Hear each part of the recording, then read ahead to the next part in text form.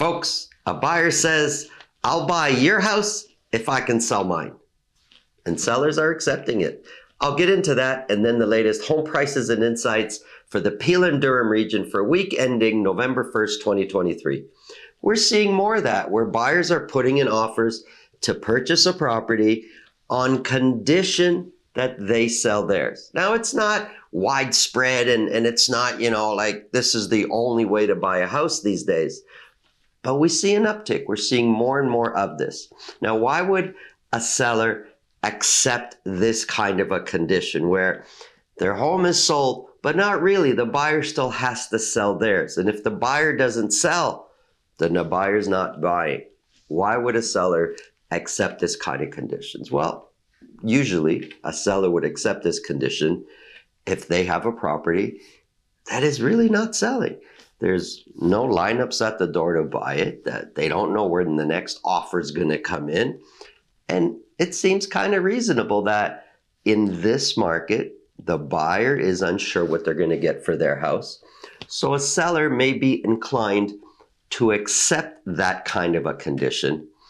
But you should know the seller's not tied into that condition if the seller receives another offer. And it's called an escape clause. So the seller will say to this buyer, saying, no problem. We've agreed on a price. We've agreed on a time limit that you sell your home. But if in the meantime, I, as the seller, receive another offer that I might want to take, I'm going to give you 48 hours to firm up on the purchase. Whether you've sold your property or not, I can get out of this deal and go with the other offer. So that's an escape clause. So the seller is tied in, but if they get another offer that's better, they can get out of that offer and accept the other one. But they've got to give the buyer the right of first refusal, usually 48 hours. Now, the way the clause is written, that I'll buy your property on condition I sell mine, it's pretty standard. But let me throw this out there. What if the buyer sells the property, but not at the price they wanted? And now they can no longer afford to buy this property. They thought they were going to get more for their house. Well, this is all part of the detail, isn't it? The way the clause, the standard clause is written, it basically says, I'll buy your property for this amount of money on condition I sell mine within, say, 60 days or 30 days or whatever the time limit is. But if you don't stipulate the amount, you don't stipulate a specific time frame, you don't stipulate certain things in there that could protect you as the buyer, you're going to be required to close on that, even though you didn't sell it for the price you wanted. So the devil is in the details, they say. This clause can be tricky. Really get some guidance if this is the type of clause you're looking to write when you're buying. If you're looking to accept this kind of clause as the seller, you really got to know all your options, because it could lead to more problems than solutions if the details are not right. If you feel this video can help somebody you know, please pass it along. If you get value from what we're talking about, subscribe. And if you want to speak with me about your real estate situation, selling, buying, we've made it really simple. Below this video, in the description, there's a link to my calendar. Click on that, book a time that's convenient for you, and we'll talk about whatever's on your mind. Now, let's get into the numbers.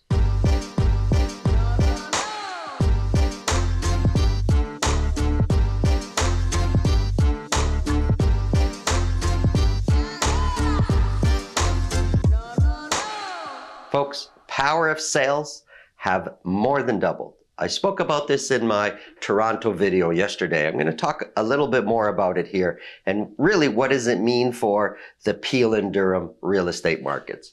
So here's this chart I introduced here. The blue, those are the power of sales last year, a year ago. And these are broken down by month. So I have a whole year here, January to December. The blue is last year. The orange is this year. Before I get into the numbers, you should know this is for all home types. So freehold, condos, all home types, and it's for the GTA, Durham, Halton, Peel, Toronto, and York region. So it covers a big area, all home types. They've more than doubled. They've gone up by 118% year to date this year versus last year. So January to the end of October, last year versus this year, they've more than doubled. 118% increase in power of sales.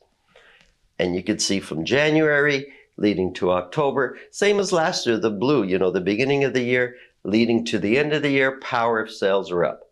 So there's 69 for the month of October, power of sales, all home types, all GTA. What does this mean for the Peel and Durham markets? Not a lot, I gotta say. 69 is just not enough to move the needle. It's not enough to affect prices overall. And most of these are gonna sell slightly less than what a home similar to the power of sale was on the market for, just because these do need to sell at market value. So not enough yet, but it's concerning the fact that they've doubled. And if that trend continues, we could see the day, I don't know when, but we could see the day where power of sales will start affecting the overall price. Not yet, but you should know they have doubled year over year.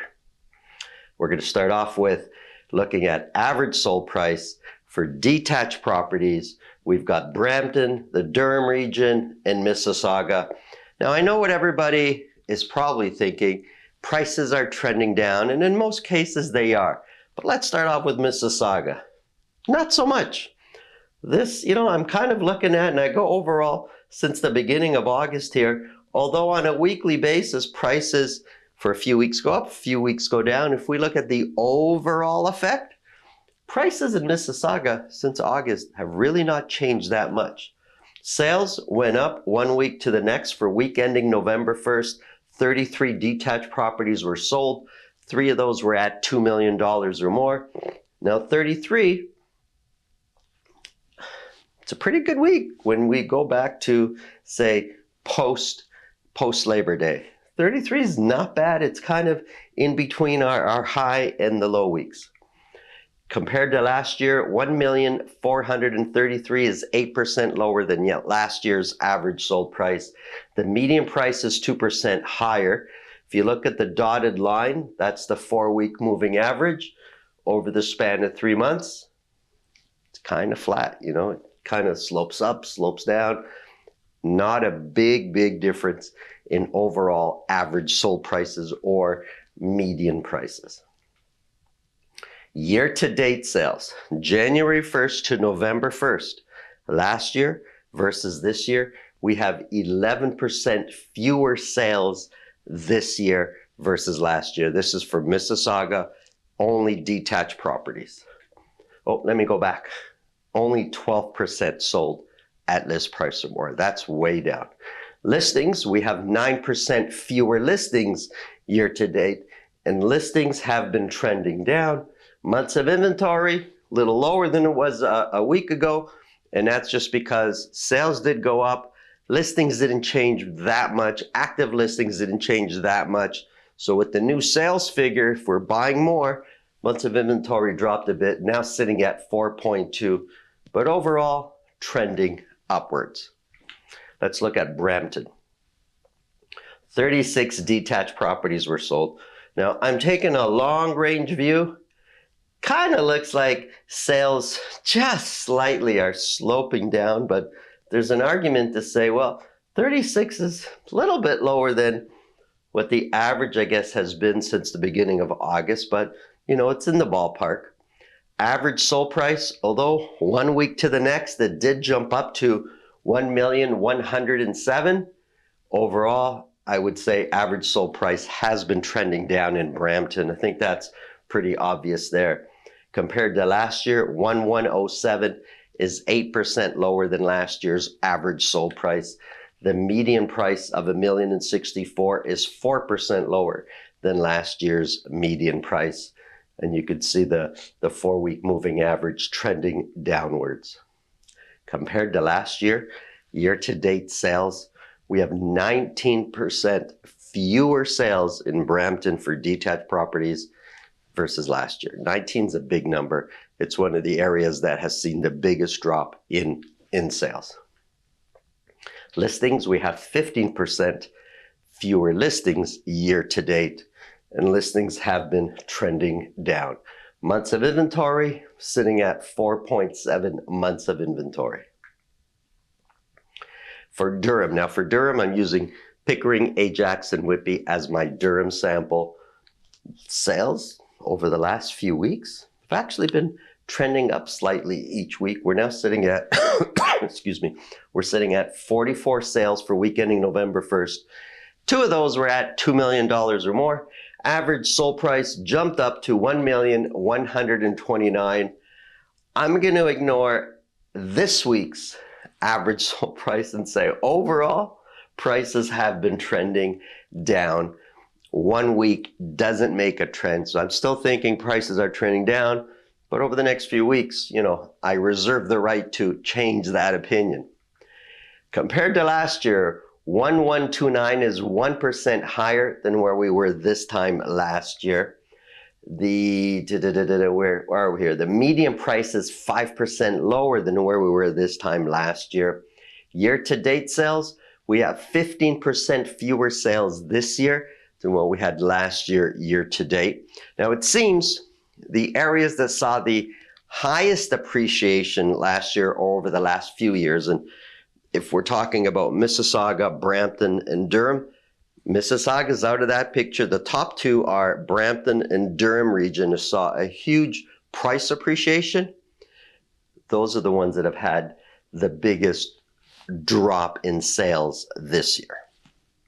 Listings, 12% fewer listings.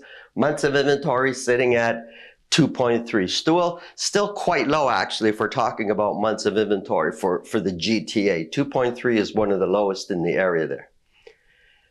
Condos for Peel region, 22 condos were sold.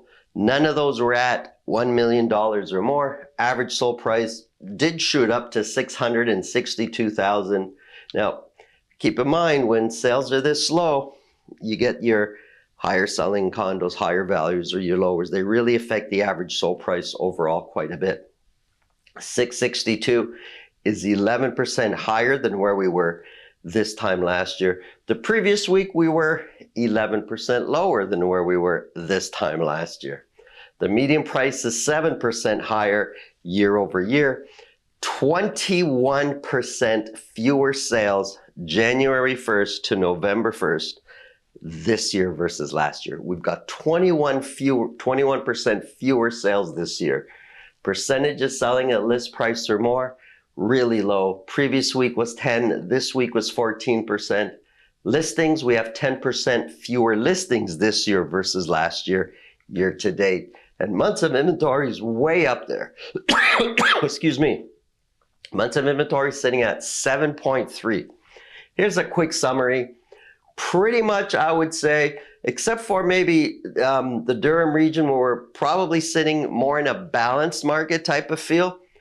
We're either balanced or in a buyer's market when you're looking at Mississauga, especially though Brampton and the condos for Peel region. It's going to really, really feel more like a buyer's market. And there's going to be lots of neighborhoods in Brampton that are going to feel like a buyer's market. Thanks for watching. Have a great day.